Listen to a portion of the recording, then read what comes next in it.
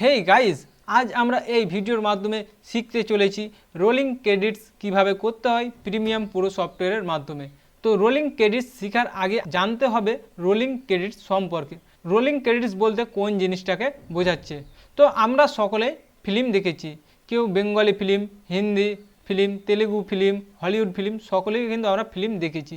তো ফিল্ম শেষ হয়ে যাওয়ার পরে যে লেখাটা আপনার দেখতে পাবেন নিচ থেকে স্ক্রল করে ওপরের দিকে যায়, এটার নামই হচ্ছে আপনার রোলিং ক্রেডিটস। তো এই রোলিং ক্রেডিটসের মধ্যে আপনারা কি কি পাবেন, নইলে এই রোলিং ক্রেডিটসের মধ্যে আপনারা এই ফিল্ম সম্পর্কিত A to Z তথ্য পেয়ে যাবেন।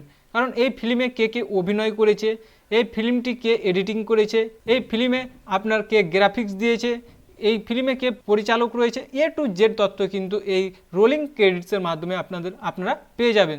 তো আজকে আমরা শিখব প্রিমিয়াম প্রো সফটওয়্যার দিয়ে কিভাবে রোলিং ক্রেডিটস তৈরি করতে হয়। তো আমি প্রিমিয়াম প্রো সফটওয়্যারটিকে ওপেন করে নিয়েছি।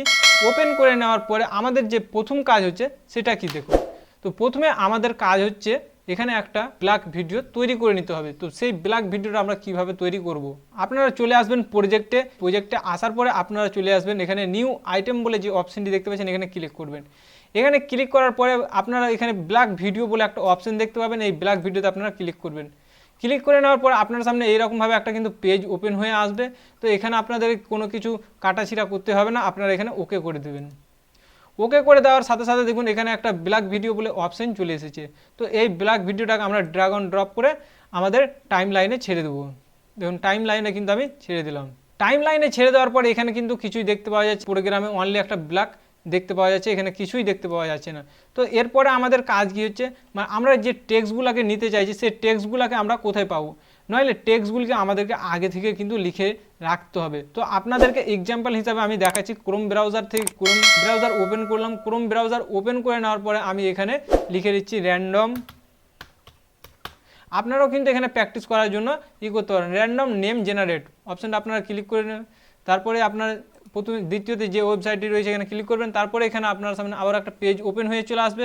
তারপরে এখানে রিয়াল নেমস এনিওয়্যার এখানে আপনারা চেঞ্জ করতে পারবেন, এখানেও আপনারা চেঞ্জ করতে পারবেন। তো আমি এখানে কিছু চেঞ্জ করছি না, আপনারা জেন্ডার মেল ফিমেল সিলেক্ট করতে পারবেন। তো এখানে হাউ ম্যানি নেমস এখানে দেখতে পাচ্ছেন, এখানে আমি জাস্ট চেঞ্জ করে নিচ্ছি। এখানে আমি 30 লিখে দিলাম। আপনারা 50 লিখতে পারবেন, 100 লিখতে পারবেন, আপনার ইচ্ছাকৃত আপনারা এখানে লিখতে পারবেন। তারপরে নিচে দেখতে পাচ্ছেন জেনারেট র্যান্ডম নেমস, এখানে আপনারা ক্লিক করবেন। জেনারেট র্যান্ডম নেমসে ক্লিক করার সাথে সাথে দেখুন এখানে কিন্তু একটা নেম অনেকগুলো চলে এসেছে। তো আমি এটাকে কী করবো, এটাকে আমরা কপি করে নেব।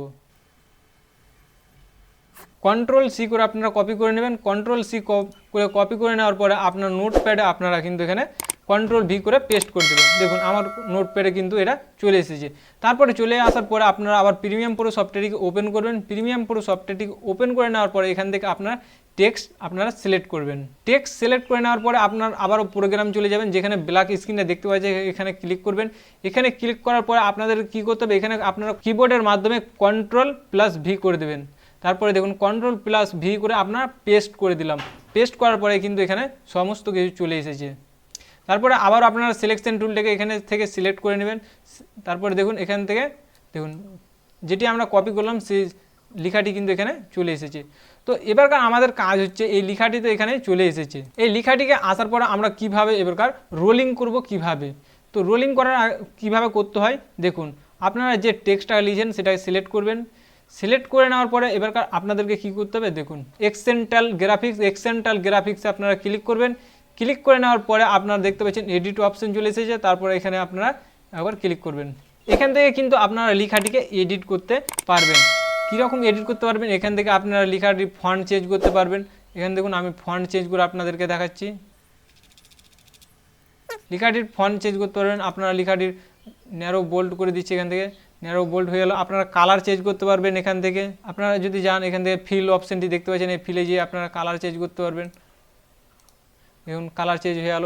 এরকমভাবে আপনারা কালার চেঞ্জ করতে পারবেন, স্টক লাগাতে পারবেন, A to Z আপনারা এখান থেকে করতে পারবেন। এখান থেকে আমরা স্ক্রল কিভাবে করতে হয় সেটাই আমরা দেখে নেব। তো স্ক্রল করার জন্য আমাদের কি করতে হবে, এখানে যে টেক্সট লেখাটি দেখতে পাচ্ছেন এখানে তার নিচে যে কালো অংশটা দেখতে পাচ্ছেন এখানে একবার ক্লিক করবেন। এখানে ক্লিক করার পরে আপনারা নিচের দিকে চলে আসবেন। নিচের দিকে আসার পরে আপনারা এখানে রোল বলে একটা অপশন দেখতে পাচ্ছেন, এখানে আপনারা টিক মার্ক করে নেবেন। টিক মার্ক করে নেওয়ার পরে এখানে আর কোনো কাজ না, এখান থেকে আপনারা কেটে বেরিয়ে যাবেন এখান থেকে। তারপরে এবারকার আপনাদেরকে আমি ভিডিওটাকে প্লে করে দেখাচ্ছি। দেখুন ভিডিওটা চলছে, এবার কিন্তু টেক্সটটা অটোমেটিক্যালি ওপরের দিকে উঠে যাচ্ছে। আমাকে আর নতুনভাবে কিছু কিন্তু করতে হয়নি, আমাকে কিন্তু নিজে থেকে কি ফ্রেম লাগাতে হয়নি, কিচ্ছু করতে হয়নি, জাস্ট সামান্য একটা কাজ করলাম, একটা কাজের মাধ্যমে কিন্তু অটোমেটিকলি এটি রোলিং হতে লাগলো। তো এইরকমভাবে আপনারাও কিন্তু রোলিং করতে পারবেন। আশা করছি আজকের এই ভিডিওটি অবশ্যই আপনাদের ভালো লাগবে। ভিডিওটি ভালো লাগলে লাইক করবেন, কমেন্ট করে জানাবেন আপনাদের মতামত। আর আপনারা যদি আমাদের চ্যানেলটিকে এখনও পর্যন্ত সাবস্ক্রাইব না করে থাকেন, আমাদের চ্যানেলটিকে সাবস্ক্রাইব করুন আর পাশে থাকা বেল আইকনটি প্রেস করে নোটিফিকেশন চালু করে রাখুন। আর এইরকম নতুন নতুন টিপস আমাদের এই চ্যানেলের মাধ্যমে আপনারা পেতেই থাকবেন। আজকের ভিডিও এই পর্যন্তই, আবারও কথা হবে পরবর্তী ভিডিওতে।